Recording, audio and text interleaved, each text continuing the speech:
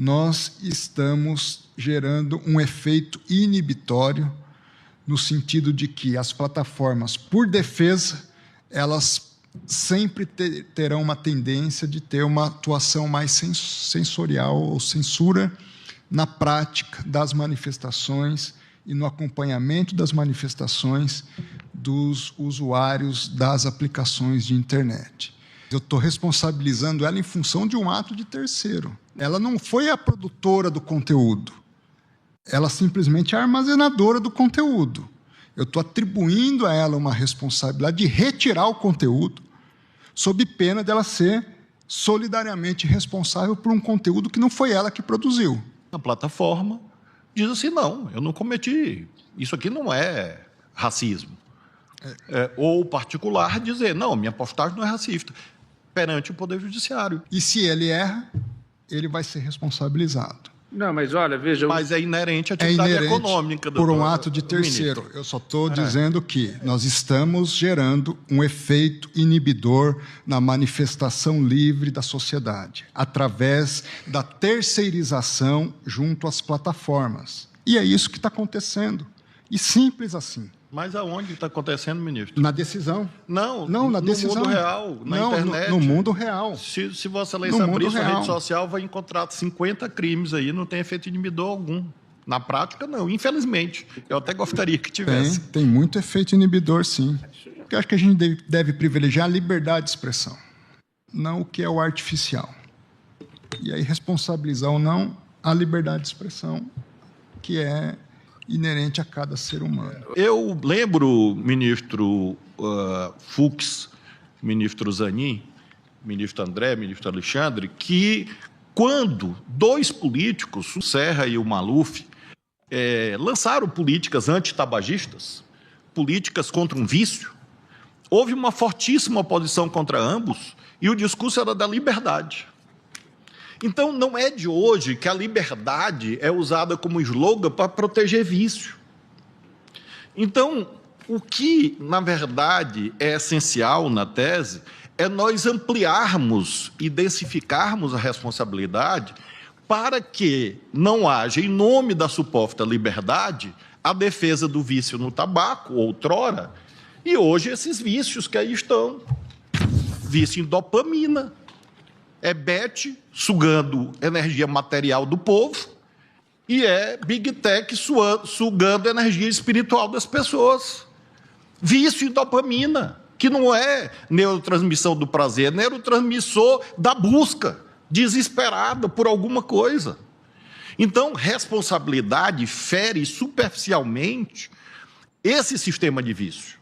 E por isso que é o ponto nodal, a meu ver, da tese, porque ele afirma a liberdade como valor fundamental e distingue liberdade de vício. Porque os mecanismos viciantes que são introduzidos nesse modelo de negócios, nada tem com liberdade. É igual à regulação antitabagista. Trata-se de proteger um valor maior, qual seja o da saúde pública. Neste caso, nós estamos protegendo o quê? A saúde das famílias, as crianças, os adolescentes. Isso nada tem, portanto, de tolhimento da liberdade. A questão da responsabilidade das Big Techs, da responsabilidade solidária, como lembrou o ministro Zanin, isso é uma questão importantíssima que vem sendo discutida no mundo todo. Porque nós, e esse é um passo importante, para que nós possamos afastar aquela ideia que, lamentavelmente, já se transformou numa pós-verdade, ministro Gilmar, como se diz, de que as redes sociais são terra de ninguém. Onde se deixou de se aplicar uma regra extremamente simples, e eu repito isso há anos. Não haveria nem necessidade de normas específicas. Sempre são boas normas específicas, mas se nós aplicássemos na vida virtual o que se aplica na vida real, nós teríamos já contido esses exageros. É importante colocar que essa regulamentação foi necessária e a responsabilidade solidária é importante, porque as redes sociais, as Big Techs, não são neutras. E aqui, um cuidado para quando formos discutir a questão do ambiente neutro. E não sou eu que digo isso. Hoje, no mundo todo, se chegou a esse consenso. Todos acompanharam a encíclica Magnificat Humanitas, que o Papa Leão XIV, semana retrasada, proclamou, onde o Papa, que é engenheiro de formação, onde o Papa coloca a análise sobre a inteligência artificial, sobre as novas tecnologias, sobre as Big Techs, e colocando exatamente isso. Ele diz, não são neutras. Não são neutras. Abre aspas, tem uma enorme capacidade de influenciar o imaginário coletivo e de apresentar como desejável uma determinada visão de realidade. Nós, por muito tempo, como sociedade, ingenuamente acreditamos que elas seriam neutras. Elas têm posicionamento político, posicionamento ideológico, posicionamento econômico, então devem ter o mesmo controle de que qualquer pessoa que exagere e pratique crimes com isso. Recentemente, o economista e prêmio Nobel, Joel Mokyr, agora no 14º Fórum de Lisboa, que foi organizado pelo nosso decano, o ministro Gilmar Mendes, o prêmio Nobel afirmou, as redes sociais hoje, abre aspas, atacam os pilares da verdade e da confiança. E criticou duramente o funcionamento dessas plataformas que não têm autorregulação e alertou, e é muito importante isso, porque esse Supremo Tribunal Federal foi muito criticado, que essa regulamentação seria uma censura, e criticou e foi no tópico de que o livre mercado de ideias e o progresso da ciência precisam de estruturas democráticas e confiáveis para funcionar bem, algo que o desenho atual das redes sociais acaba ameaçando.